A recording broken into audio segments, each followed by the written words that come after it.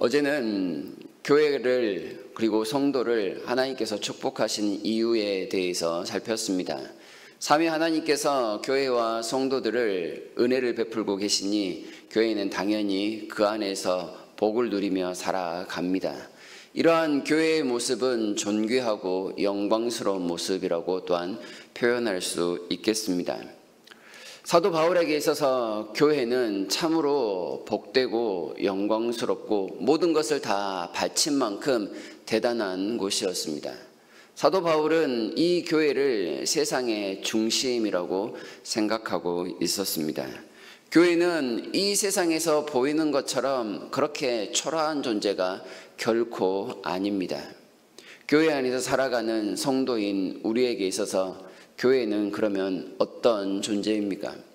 여러분들이 생각하시기에 교회는 어떻게 여겨지고 있습니까? 영광스럽고 존귀하고 교회 성도로 살아가는 것이 늘 자랑스럽고 가슴 벅찬 일입니까? 그렇다면 사도 바울이 오늘 말씀하고 있는 그 마음을 아마 더 잘 이해하실 수 있을 거라 생각합니다. 말씀드린 것처럼 사도 바울은 교회를 세상의 중심으로 생각했습니다. 그래서 이 교회를 위해 자신이 가진 모든 것을 아낌없이 버렸습니다. 그리고 자신의 모든 삶을 교회를 향하여 드렸습니다. 23절을 보시게 되면 교회를 이렇게 이야기합니다. 교회는 그의 몸이니 만물 안에서 만물을 충만케 하시는 이의 충만함이니라. 하나님 아버지께서 교회를 통해 세상 만물을 다스리고 계신다라는 그런 뜻입니다. 교회를 충만하게 하시는 하나님의 은혜가 있다면 그 하나님의 은혜가 또한 세상도 충만케 하시는 손길이 됩니다. 이렇게 이야기를 하죠. 바꿔 이야기를 하면 세상이 교회 때문에 살고 교회를 통해서 세상이 움직입니다. 이렇게 말할 수 있습니다. 세상의 중심에 교회가 있고 교회를 움직이시는 하나님의 손길이 또한 세상 만물을 움직이고 계십니다. 세상을 만드시고 다스리시는 하나님의 손길이 또한 교회 가운데 넘치고 있으니 교회에 관심을 두시는 하나님이 세상에 또한 교회를 통해서 넉넉히 다스리시는 은혜가 되는 겁니다. 교회는 세상의 변두리가 아닙니다. 교회는 세상의 중심에 놓여 있기에 사도 바울 역시도 교회만큼 중요한 곳은 없다 이렇게 여기고 있는 것입니다. 교회가 왜 중심이 되는가를 알기 위해서는 예수님이 어떤 분이신지 하나님이 예수님의 지위를 어떻게 여기고 계시는지를 살펴야 합니다. 21절에 보게 되면 예수님을 가리켜 이렇게 이야기를 합니다. 모든 통치와 권세와 능력과 주권과 이 세상뿐 아니라 오는 세상에 일컫는 모든 이름 위에 뛰어나게 하셨다라고 말씀을 합니다. 다시 말해서 우주의 모든 만물이 예수님의 통치를 받고 있다 이렇게 말하고 있습니다. 주님의 통치를 받지 않는 것은 이 세상에 아무것도 없습니다. 다시 말하면 주님은 온 만물의 왕과 같은 존재입니다. 그런데 이 예수님의 몸을 교회라고 설명을 하고 있습니다. 예수님과 교회와 세상의 서열을 굳이 나누어 보자면 예수님이 세상 위에 계십니다. 그런데 그 예수님의 몸이 교회입니다. 따라서 예수님, 교회, 세상 만물이 그 발 아래 있는 것과 같습니다. 예수님의 권위를 가진 교회는 세상에서 왕적인 교회를 가진 것과 같습니다. 교회 스스로가 높아진 것이 아니라 예수님 때문에 높아지고 존귀해졌다 말할 수가 있는 겁니다. 지상에서부터 교회는 예수님과 더불어 왕 노릇할 준비를 하고 있는 겁니다.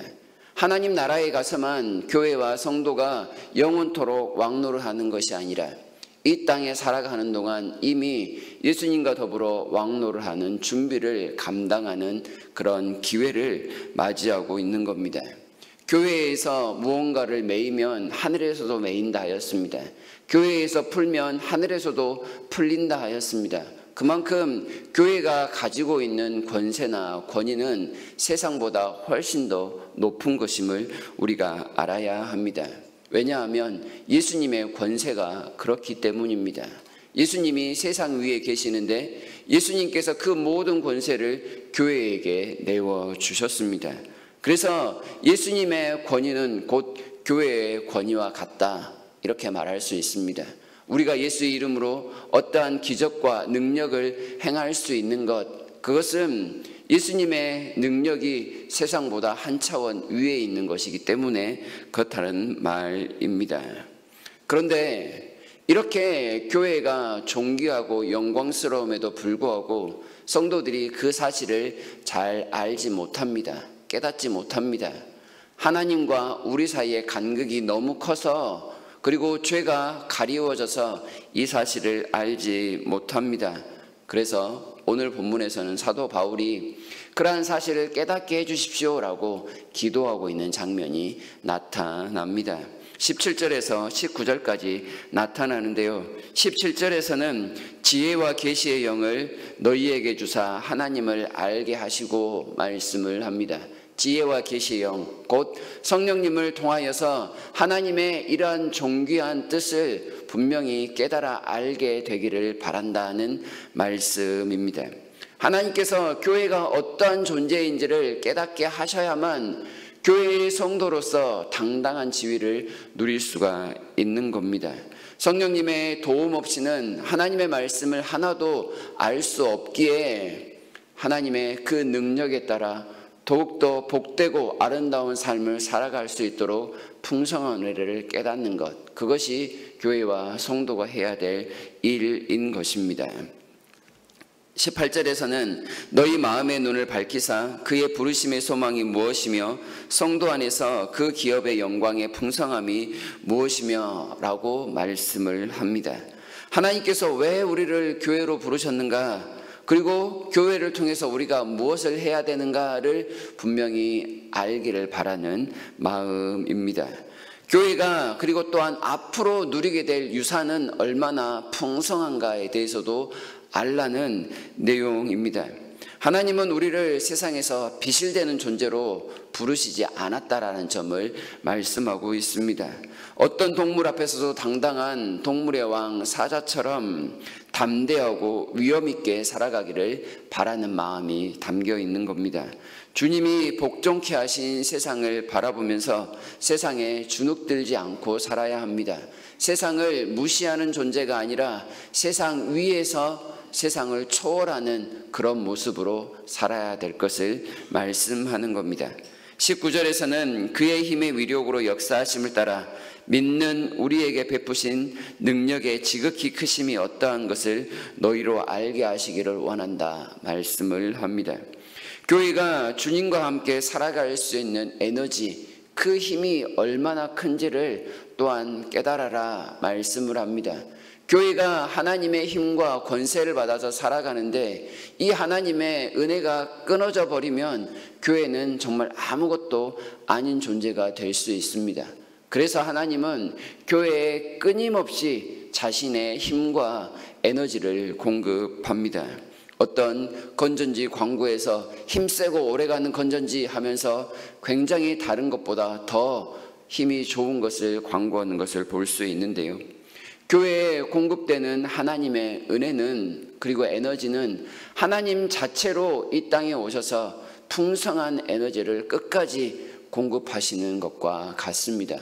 절대 닳지 않는 건전지라고 표현하면 조금 경망스러울 수 있겠지만 마치 교회는 그러한 건전지를 가진 것처럼 결코 동력을 잃지 않습니다. 사도행전 1장 8절에서 예수님께서 성령이 오시면 너희가 권능을 받을 것이다 말씀을 하셨습니다. 성령님이 오셔서 우리에게 임하시는 그 권능이 바로 하나님께서 우리에게 나타내시는 에너지이며 힘의 원천이 되는 것입니다. 하나님은 이미 교회에 이러한 풍성한 능력을 나타내셔서 역사하고 계시는 겁니다. 교회는 이래서 세상 위에 존재합니다. 깔보며 오만하게 살라는 말이 결코 아닙니다. 세상을 뛰어넘는 존재이기에 세상에 살지만 세상에 속하지 않은 천상의 존재처럼 살아가는 것이 마땅하다 가르쳐주고 있습니다.